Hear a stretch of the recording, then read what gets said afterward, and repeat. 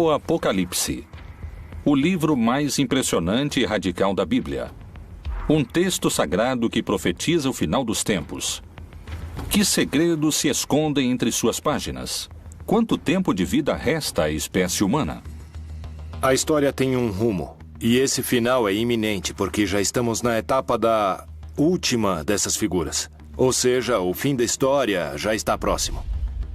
Por que muitos mencionam que existe um lugar onde seus habitantes poderiam se salvar? Segundo vários especialistas, dos 7 selos que compõem o Apocalipse, 5 já foram abertos, e agora o 6º está prestes a se abrir, o que trará a destruição de grande parte da população mundial. O caso está aí, mas há 7 selos. Quem nos dirá o que vai acontecer? E todos choram. Mateus está sugerindo a possibilidade de que não haja tanto medo no final dos tempos. Um grupo de cientistas detectou na natureza novos sinais que anunciariam um desastre natural com um poder destrutivo capaz de provocar a extinção da espécie humana. O mundo acaba para dar lugar a outro mundo novo.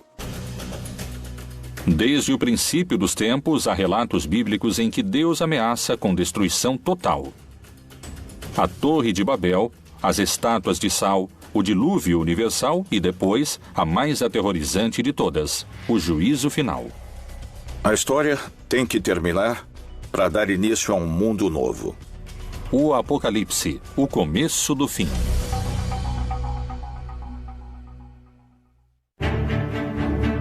Ao longo da história, a ideia do fim do mundo provocou numerosas teorias. Algumas inspiraram esperança. Outras até provocaram suicídios em massa. Várias reavivaram o histórico enfrentamento entre a fé e a ciência. Mas, de modo geral, todas previram um final que nunca chegou. No entanto, hoje vários cientistas e estudiosos da Bíblia consideram a possibilidade de que o fim do mundo esteja próximo.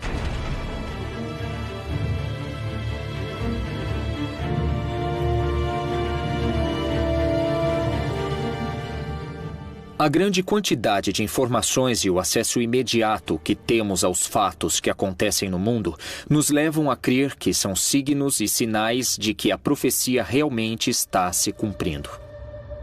Qual é a informação secreta contida no livro mais impressionante da Bíblia e que acaba de ser revelada? Talvez algumas respostas se encontrem no contexto em que o Apocalipse foi escrito. Palestina, ano 90. Pouco depois da morte de Jesus Cristo, os seguidores de sua mensagem cresciam em número no Império Romano. Mas, nessas terras, a ideia do Messias era sinônimo de rebelião política. O apóstolo João era uma figura-chave para os romanos.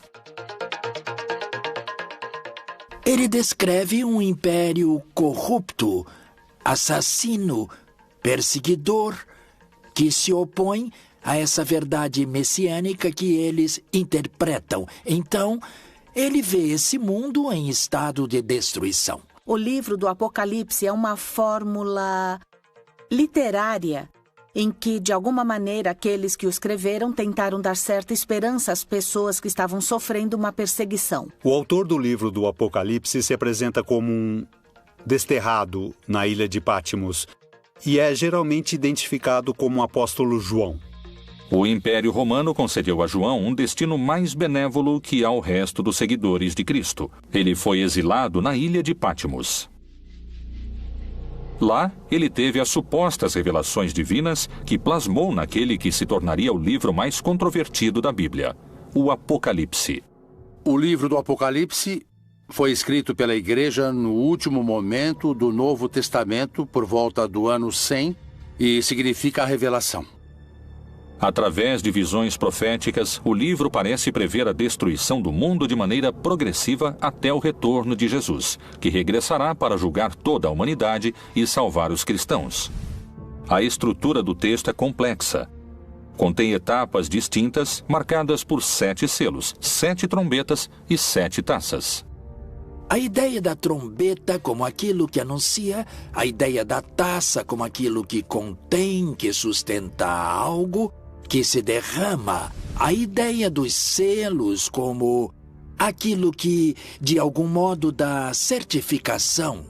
Os selos seriam acontecimentos que se deram de maneira constante ao longo de pelo menos 2000 anos. Existe a postura antiga, que considera que tudo anunciado no Apocalipse já aconteceu, e a postura futurista, que crê que está para acontecer.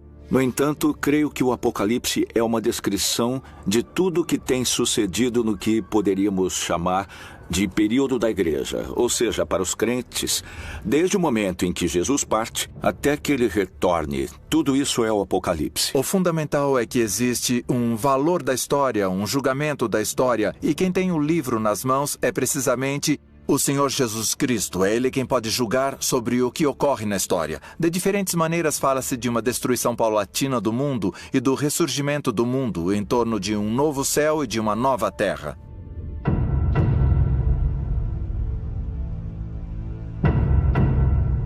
Até hoje, esse texto complexo tem suscitado todo tipo de interpretações. Uma das hipóteses é que nos encontramos na fase final do Apocalipse. É a etapa chamada Grande Tribulação.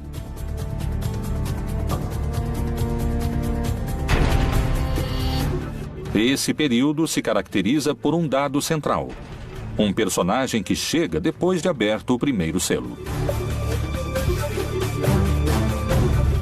Parei sobre a areia do mar, e vi subir do mar uma besta que tinha 7 cabeças e 10 chifres.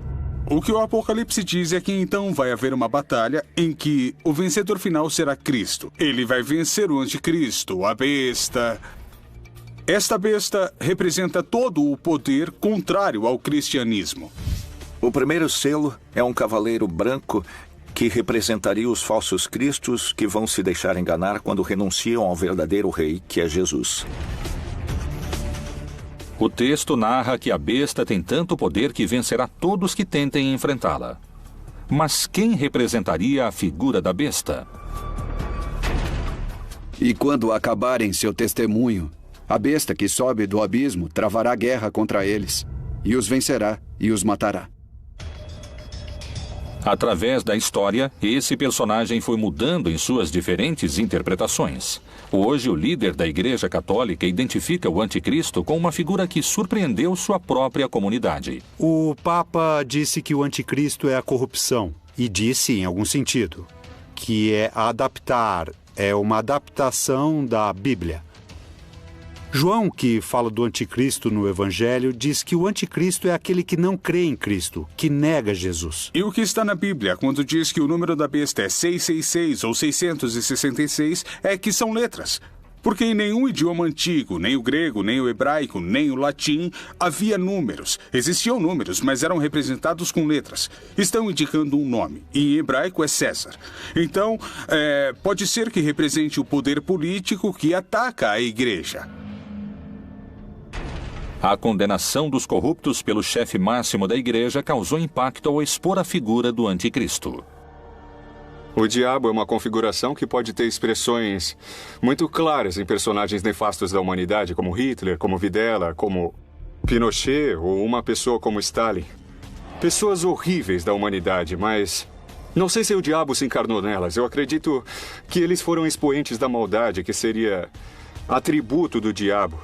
Mas creio que nos equivocamos e que o pior da maldade é exercida por seres humanos. Por trás de tudo isso, há homens e mulheres que a exercem. Então, aí, podemos identificar os anticristos que existem nesse sentido. Segundo a tradição cristã, se acreditamos no anticristo na Terra, poderíamos afirmar que o primeiro selo já foi aberto.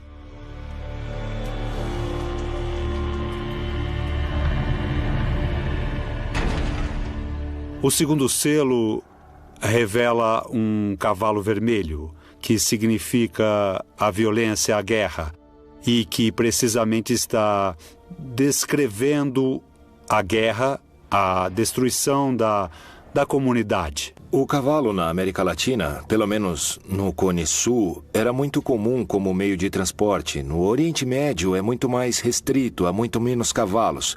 Era um símbolo da realeza, de poder, da beleza, muitas vezes ligado também a forças negativas, forças poderosas que têm a ver, às vezes, com o orgulho divino frente à vontade de Deus. O Apocalipse fala de uma realidade permanente. A violência entre os humanos vem desde o Gênesis, desde o capítulo 3, quando Adão e Eva discutem quem foi o culpado. Desde então se instaura a violência.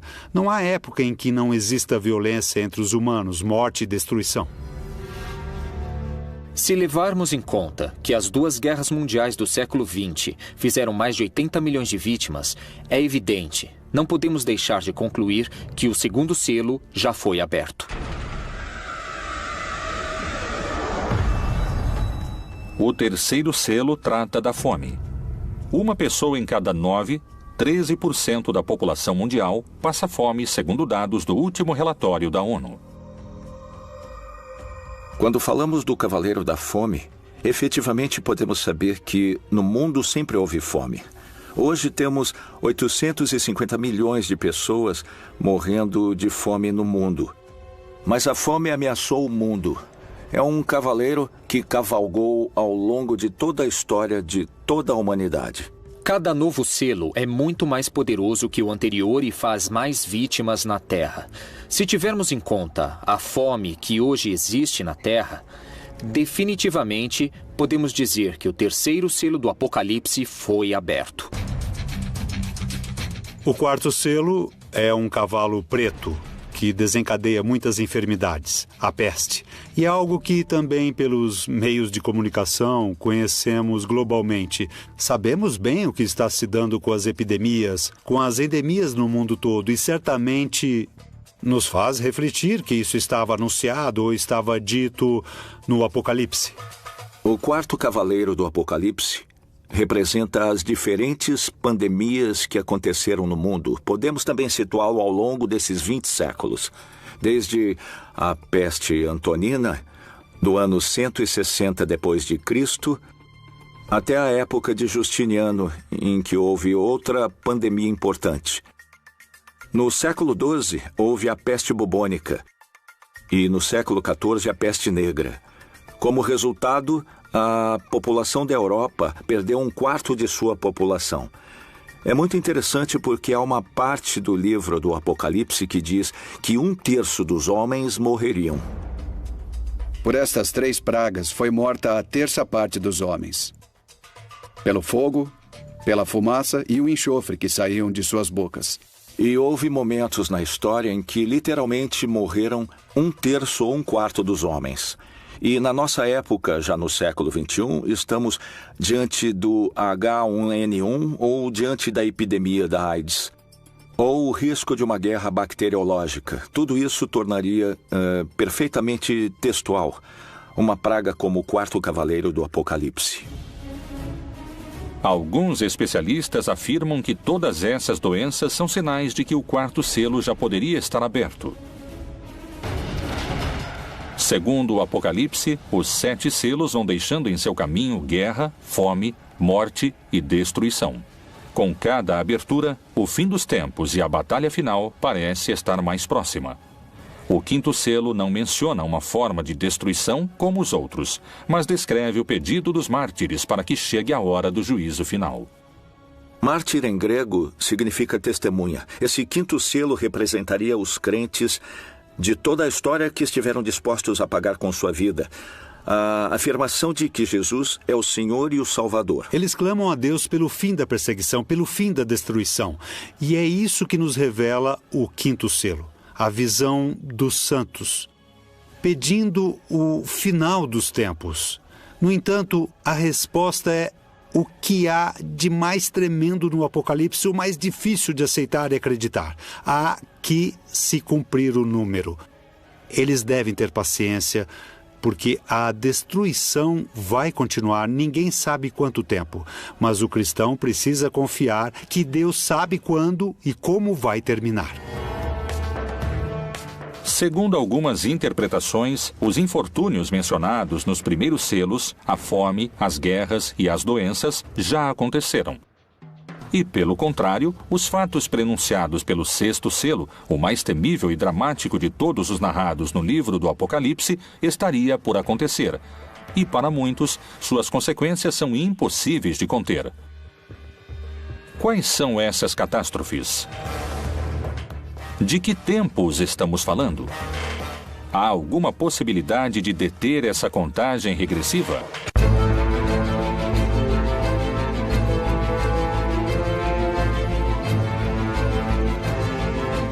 O Apocalipse, o livro mais misterioso da Bíblia. Supõe-se que foi escrito pelo apóstolo João com símbolos e mensagens ocultos para não cair nas mãos dos romanos, que o teriam destruído.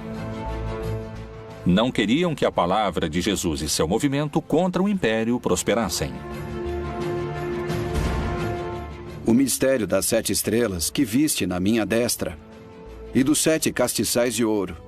As 7 estrelas são os anjos das 7 igrejas, e os 7 castiçais que viste são as 7 igrejas. Quando João, no Apocalipse, fala das 7 taças, das 7 igrejas, das 7 luzes, está falando de tudo relacionado com os últimos tempos e está falando numa linguagem apocalíptica. A linguagem apocalíptica não tem nada de literal. Não se pode ler exatamente como está lá. É eufemística. Então, deve-se interpretá-la como sinais de difícil compreensão, como uma linguagem deliberadamente crítica. O número 7 representa um ciclo, assim como a semana. Se falamos das 7 igrejas ou dos 7 anjos, mas também pode ter aspecto negativo se falamos do dragão, que é o diabo com 7 cabeças, ou da grande Babilônia, que está sentada sobre 7 montes. João visualizou bestas, monstros e enormes catástrofes naturais que destruiriam o mundo. No entanto, também descreveu um lugar que será salvo. E eu, João, vi a santa cidade, a nova Jerusalém, que de Deus descia do céu, adereçada, como uma esposa ataviada para o seu marido. Portanto, a chave para entender o Apocalipse é ver na Nova Jerusalém o novo povo de Deus. Diz que é dourado ou que é de ouro, porque o ouro no Apocalipse representa o caráter de Deus. Os crentes no final estarão tão cheios de amor, uns pelos outros, tão cheios de amor a Deus, que isso é descrito como uma cidade dourada. O Apocalipse fala de uma nova Jerusalém. Quando o Apocalipse foi escrito, ou pelo menos quando foi editado, a cidade de Jerusalém já havia sido destruída. Estava em ruínas. Quem são esses eleitos mencionados no texto sagrado? Como é o povo que se salvaria do fim anunciado pelo Apocalipse? Poderia existir no mundo um lugar com essas características? Michoacán, México. A quase 700 quilômetros ao sul do Distrito Federal, na chamada Terra Quente do estado, encontra-se Nova Jerusalém. Essa localidade é ao mesmo tempo uma cidade e uma comunidade religiosa. Seus habitantes têm uma interpretação particular do Apocalipse. Aqui no México temos um estado que se chama Michoacán, onde um sacerdote, o Padre Labor, por volta de 1973, iniciou um movimento para que seus paroquianos fossem viver em comunidade. Em Nova Jerusalém há um povo muito crente que acredita que com suas rezas vão salvar o mundo.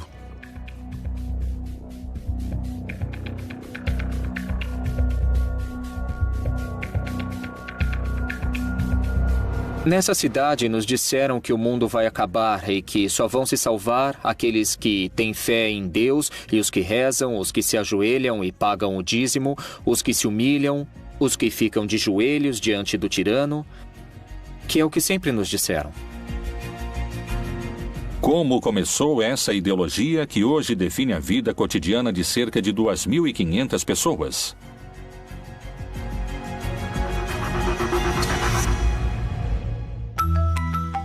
1973. Gabina Santos, uma camponesa de Peruarã, trabalhava em um campo como todos os dias. Mas esse não era um dia comum. Aconteceria algo que marcaria o destino de toda uma cidade. Em 9 de junho, de manhã, dizem que a Virgem apareceu para uma senhora dentro desse espaço em que hoje está situada em Nova Jerusalém. E que lhe deu uma mensagem. A mensagem era que ela dissesse ao mundo para fazer penitência e que tivessem fé no Santo Rosário, porque o mundo estava perdido, que a humanidade estava perdida. Até aquele momento. A construção da cidade aconteceu com a fé na aparição da Virgem.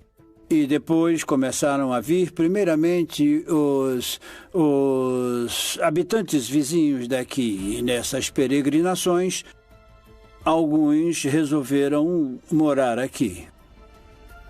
A Virgem, quando pediu ou indicou como se formaria uma comunidade ou uma cidade, ela disse como queria a comunidade. Pediu que fizesse uma cidade, mas disse que queria um lugar pobre e simples, onde ela pudesse recolher acolher seus filhos que fossem vê-la. Queria pessoas simples, pessoas de coração puro, capazes de uma entrega limpa. E indicou que tinham que fazer um lugar diferente de qualquer outro para salvar o mundo. A primeira mensageira e o primeiro líder espiritual morreram há alguns anos.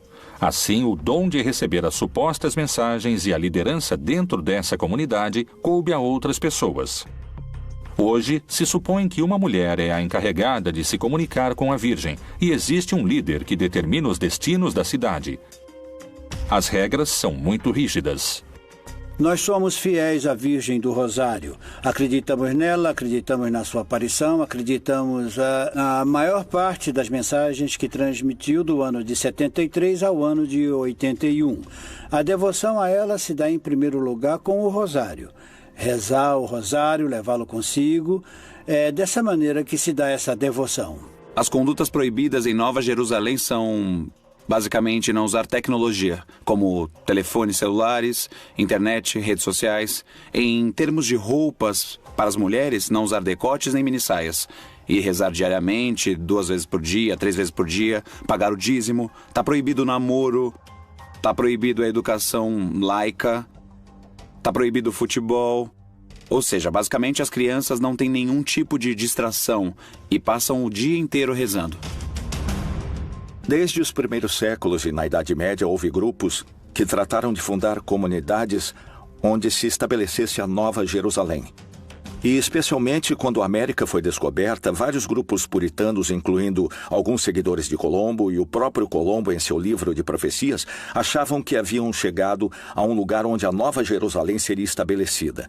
Então a Nova Jerusalém em vários lugares da América Latina representa a Nova Israel, ou seja, os crentes judeus e não judeus do mundo todo, que no final dos tempos serão um conjunto de seres humanos que adquiriram um caráter parecido ao de Deus e, portanto, é representada com ouro como uma cidade resplandecente, porque sua natureza é uma natureza sublime.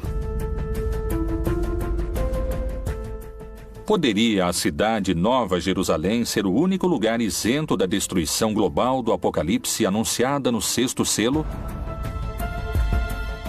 Talvez só o tempo tenha a resposta. E quais são os desastres descritos no 6º selo do Apocalipse? Fala de cataclismos e de fenômenos naturais, que também são destrutivos para a comunidade perseguida, mas que refletem de modo mais direto que é Deus quem controla a história, porque é Ele que, nesse caso, desencadeia os fenômenos naturais. Nos 4 primeiros cavaleiros, quem os desencadeia são os inimigos, mas nesse caso é Deus mesmo quem controla a natureza. Em toda a Terra vai haver um grande terremoto que dará origem ao começo desse cataclismo apocalíptico que marcará a diferença entre o fim dessa época, ou éon, e o novo éon, ou a vida eterna. Uma das teorias sobre Nova Jerusalém indicaria que essa comunidade também seria protegida desse último selo. Ela tem características geológicas em seu subterrâneo, onde se juntam placas de cobre, ferro e metais, que tornam a terra mais forte para resistir a um tremor. Possíveis coincidências se ocultam entre os textos do Apocalipse. Será a natureza quem definirá o final dos tempos? Que segredos se escondem entre suas páginas em relação a terremotos e vulcões? A interpretação de vários estudiosos da Bíblia sugere um cenário dramático na etapa mais destrutiva, que profetiza uma devastação planetária. O que é o Anel de Fogo? Por que alguns cientistas afirmam que nele poderia se desencadear uma destruição maciça e que coincide com a descrição do sexto selo? O significado do Anel de Fogo, que basicamente rodeia todas as costas pacíficas do Oceano Pacífico, é a colisão das placas. Nessas zonas de colisão de placas continentais e placas oceânicas ocorrem fenômenos vulcânicos e sísmicos. Isso coincide basicamente com o Cinturão de Fogo, o Anel de Fogo do Pacífico. De que modo estão mencionadas no livro do Apocalipse as consequências do sexto selo? Mas quanto aos covardes, aos incrédulos, aos abomináveis e aos homicidas, e aos que se prostituem, e aos feiticeiros, e aos idólatras, e a todos os mentirosos, a sua parte será no lago que arde com fogo e enxofre, o que é a segunda morte. Do ponto de vista geológico e astronômico, os fenômenos são basicamente a extinção do Sol. O Sol vai passar a ser um gigante vermelho, aumentará significativamente de volume e absorverá nesse crescimento tanto Mercúrio quanto Marte. A proximidade do Sol fará com que o planeta se aqueça muitíssimo e, nesse momento, desaparecerá a vida. E havendo aberto o sexto selo, olhei, e eis que houve um grande tremor de terra. Quando se abre o sexto selo do Apocalipse, ocorrem os terremotos. Aqui, a palavra é literal. Não existe outra definição, nem explicação, nem nenhum tipo de erro de tradução. O reaquecimento poderia estar simbolizado pelo fogo, mas parece que esse não é o único desastre natural possível. A mensagem da Virgem de Nova Jerusalém anuncia que o final também poderá chegar através de grandes terremotos. Qual é a visão dos cientistas? Tal como o Anel de Fogo, também existe um risco maior de terremotos na América Latina? Equador, 31 de janeiro de 1906, magnitude 8.8. Chile, 22 de maio de 1960, magnitude 9.5. Foi o terremoto mais violento de que se tem registro. 4.000 pessoas morreram e cerca de 2 milhões perderam seu lar. México, 19 de setembro de 1985, magnitude 8.1. Mortos, 20.000. Haiti, 12 de janeiro de 2010, magnitude 8.0. 220.000 pessoas morreram. Os pontos do mundo com maior atividade sísmica são os que se encontram próximos de alguma falha, que é a união entre duas placas tectônicas. Toda a costa ocidental da América, não só da América Latina, mas também da América do Norte, que é parte do Cinturão de Fogo do Pacífico, tem atividade sísmica permanente, de graus baixos até graus altos, mas sempre está relacionada ao movimento das placas tectônicas, como é o caso também do vulcanismo. Porque se levantará nação contra nação e reino contra reino. E haverá terremotos em diversos lugares, e haverá fome e tribulações. Estas coisas são os princípios das dores. O aumento da grande quantidade de terremotos que vem acontecendo desde 2009 é um fenômeno que a ciência investiga e para o qual ainda não pôde dar uma verdadeira explicação. Os textos messiânicos ou apocalípticos podem ser lidos de várias formas, e sempre em cada geração há os que dizem que está para acontecer, porque isso faz alusão a Obama, faz alusão a Putin, faz alusão à crise econômica. E isso fala de tal guerra, ou seja, sempre houve pessoas que tentaram interpretar os textos e focalizá-los. Na seita do Mar Morto, há um tipo de literatura que se chama Pesher. que é a interpretação, por exemplo, do profeta Habacuque ou outros. E aí eles fazem isso. Há um texto bíblico e eles agregam. Essa figura é tal pessoa que existe hoje, ou seja, querem ajustar o texto e adaptá-lo. Ou dizer, viu, isso explica o que está acontecendo hoje em dia. No início do século XX, começaram a surgir os primeiros sismógrafos e assim começamos a ter um registro mais exato da atividade sísmica até o presente, com melhores equipamentos e uma maior quantidade de equipamentos para registrar a atividade sísmica. E assim podemos verificar com maior precisão todos os sismos que ocorrem no planeta.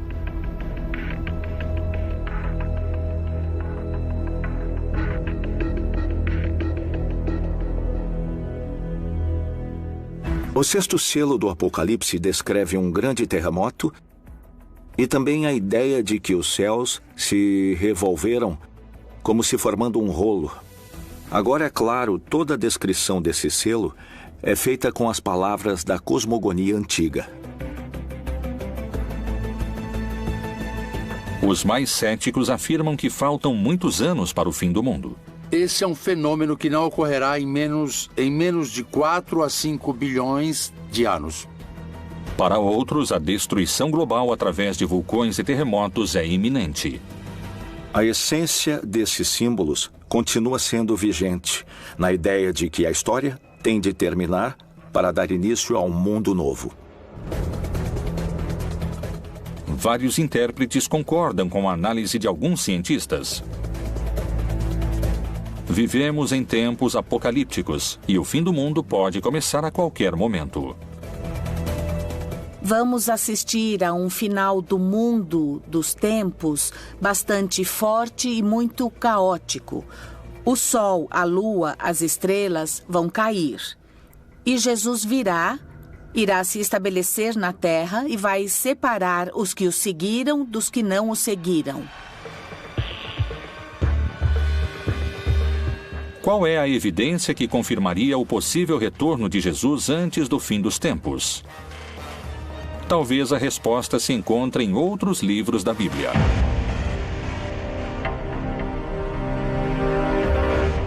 O Apocalipse é o livro mais antigo e controvertido da Bíblia. Tanto no Antigo como no Novo Testamento, vários profetas descreveram como seria o mundo em tempos apocalípticos.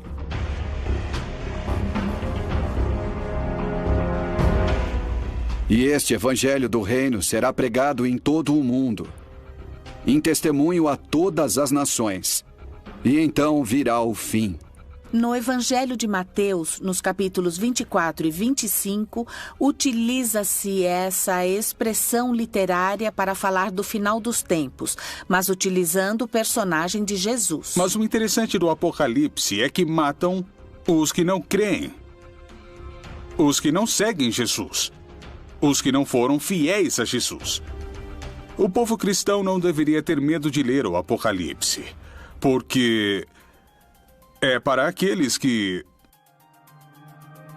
não foram fiéis a Jesus. Se eu fui fiel a Jesus, estarei do lado daqueles que irão se salvar.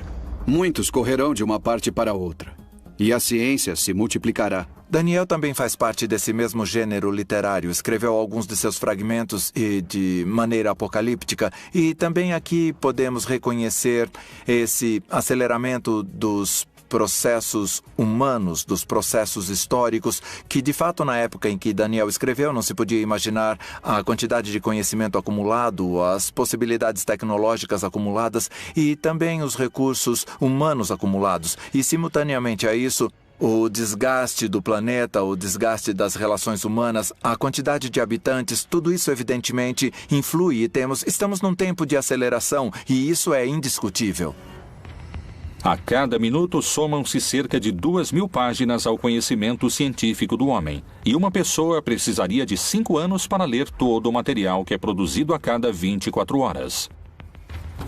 Temos carros que chegam a 350 km por hora e aviões que ultrapassam a velocidade do som. Um ritmo de vida incomparável ao que se levava há 2.000 anos. As visões no livro de Daniel estão entre os grandes mistérios apocalípticos. São símbolos de que a sociedade humana em sua história chegará a um ponto tão instável que ela própria vai desmoronar. Tudo isso está simbolizado por um cataclismo, como acontece em toda a literatura apocalíptica. O julgamento da história é um elemento no qual crê o cristianismo. Nós o chamamos de parúsia. É a vinda do Senhor Jesus no final dos tempos como juiz da história e da vida de todos os seres humanos. É verdade que nosso momento histórico tem uma peculiar consciência da decadência da história humana.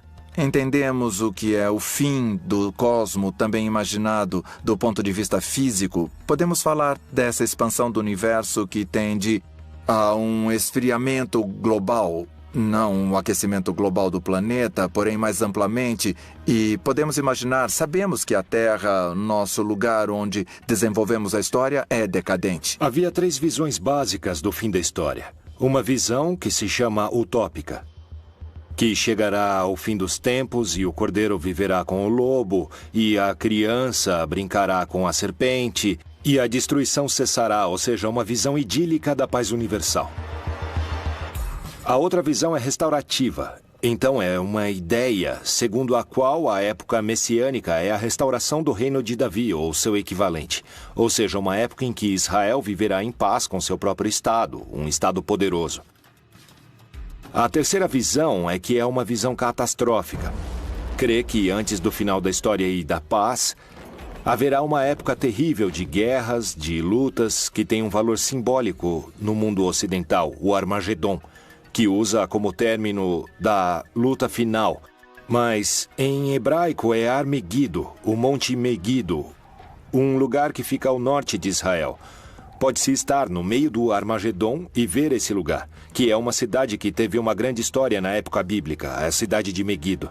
Então, nessa visão, antes que venha o bem e a paz, haverá uma época terrível de sofrimento, de guerra, de lutas. Além da referência precisa no 6º selo, há outra citação bíblica que menciona luas de sangue como um sinal do fim. O sol se converterá em trevas e a lua em sangue, antes de chegar o grande e glorioso dia do Senhor. Lucas, no livro dos Atos dos Apóstolos, fala de uma lua vermelha. No entanto, se refere ao Antigo Testamento, algo que está anunciado no Antigo Testamento. Pois em muitos livros do Antigo Testamento fala-se do fim, sobretudo da vingança de Deus ou do dia de Yahvé, em termos apocalípticos. E esse gênero literário utiliza imagens cósmicas tremendistas. Sem dúvida, cria uma imagem que havia no Antigo Testamento para simbolizar algo catastrófico, uma intervenção de Deus especial. Alguns se baseiam em dados científicos. Outros na fé e em sua própria interpretação desses textos sagrados. Muitos afirmam que estamos a caminho de abrir o 7º selo e que começou a contagem regressiva. O que ninguém sabe é se o mundo acabará em milhares de anos ou em poucos minutos.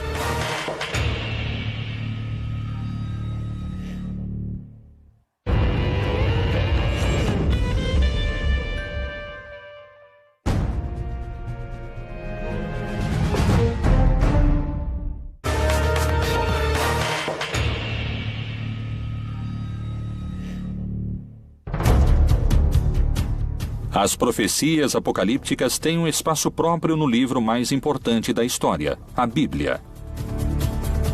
Depois das catástrofes do 6º selo, o texto descreve a abertura do 7º, em que 7 anjos tocarão 7 trombetas e 7 taças serão derramadas.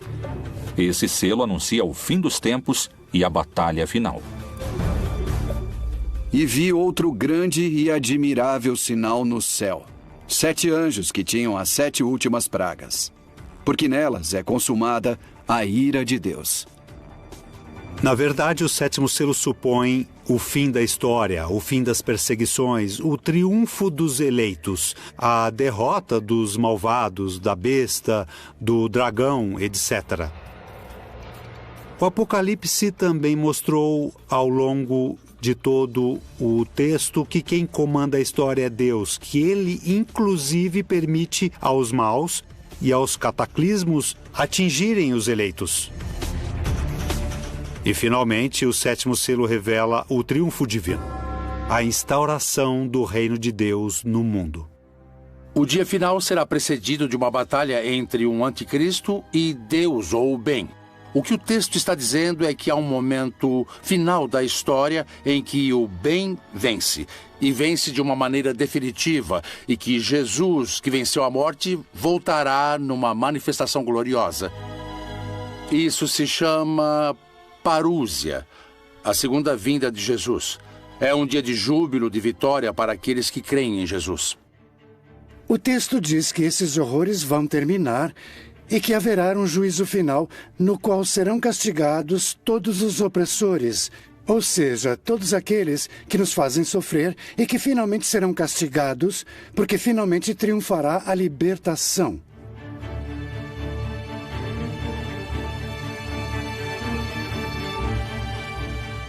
É uma mensagem de esperança. Mais tarde, a igreja transmitiu isso como se fosse uma revelação sobre o que vai acontecer depois da morte, que haverá um juízo final sobre todos, ok? Então isso já é uma interpretação feita pela igreja que faz parte do seu projeto de dominação. O Apocalipse não é um livro histórico. Não é um livro do futuro, não é como uma bola de cristal que revela o futuro. É um gênero literário, escrito no gênero literário judaico-apocalíptico.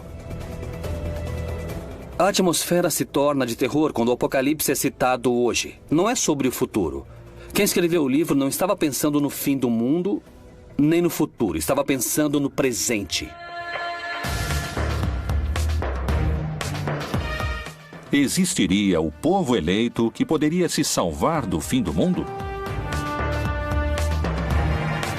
Seria possível minimizar as consequências das catástrofes naturais?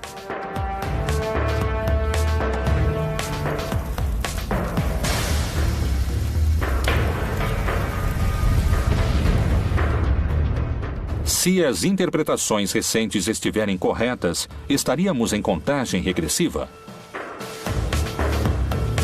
Seria preciso um milagre para nos salvar? O Apocalipse seria o melhor roteiro de um filme de ficção ou a advertência de um final anunciado? Só o tempo trará essas respostas.